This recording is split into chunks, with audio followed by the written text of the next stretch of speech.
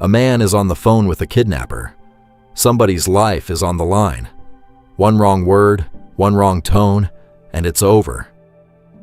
That was Chris Voss's job for over 20 years. He was one of the FBI's top hostage negotiators, talking down bank robbers, gang leaders, even terrorists, in moments where a single mistake meant someone doesn't come home.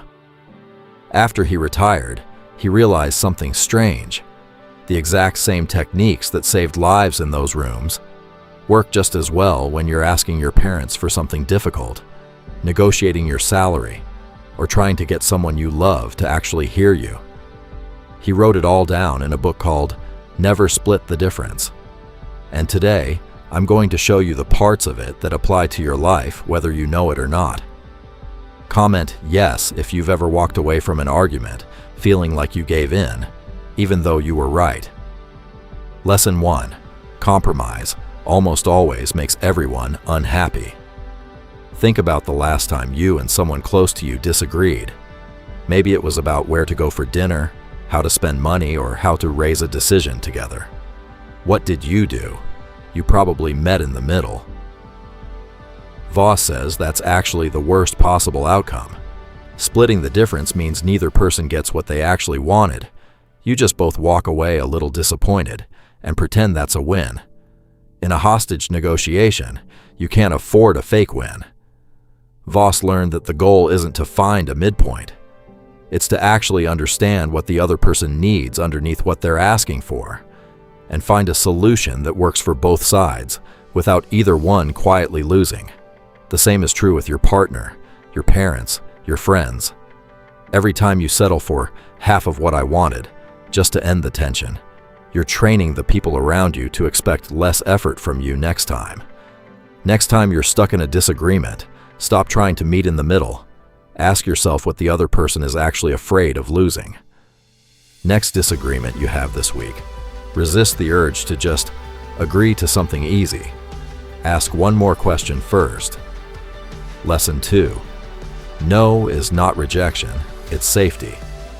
Here's something that will change how you see every argument you've ever had. Voss says most people are terrified of hearing the word no. So we phrase things carefully, avoid asking directly, or accept whatever answer we get just to dodge that word. But Voss discovered something completely different in hostage negotiations. The moment someone says no, they finally feel safe enough to start telling you the truth. No isn't the end of a conversation. It's usually the real beginning of one. Think about the last time someone close to you said no to something you asked. Did you back off completely? Or did you actually stay in the conversation and find out why? People open up right after they say no, because saying no gives them a sense of control. Once they feel in control, they finally start talking honestly.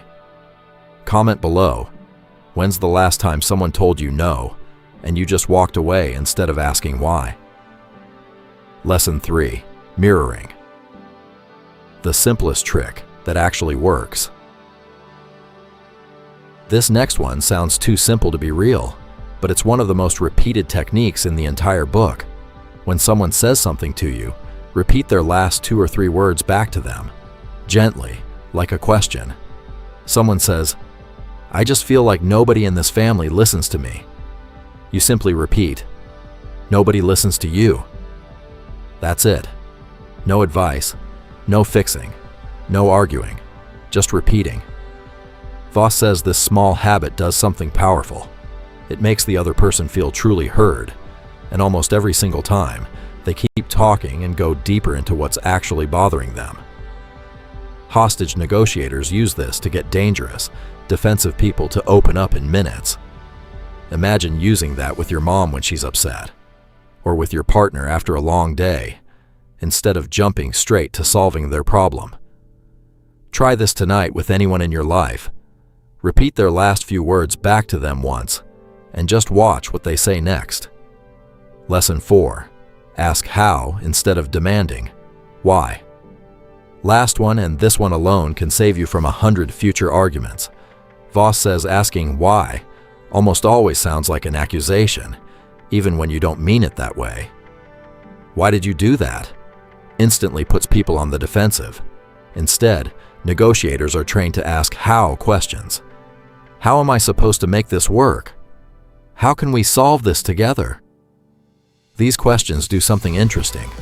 They force the other person to actually think and problem solve with you, instead of just defending themselves against you. In hostage situations, this single shift got people to lower their guard and start cooperating. Next time you catch yourself about to say, "Why did you stop?" and turn it into a how question instead. Watch the entire tone of the conversation change. Remember that hostage negotiator on the phone? One wrong word away from disaster? He didn't win by being the toughest person in the room. He won by actually listening better than anyone else could. Most of us go through life thinking negotiation is something that only happens in boardrooms or hostage situations.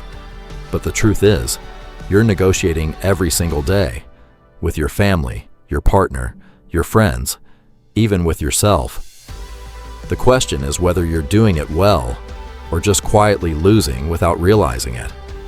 If this helped you see your own conversations differently, comment "mirror" below, and I'll bring you more of these real, usable techniques next week. Comment "mirror" if you're going to try this in a real conversation this week. And if you're new here, subscribe.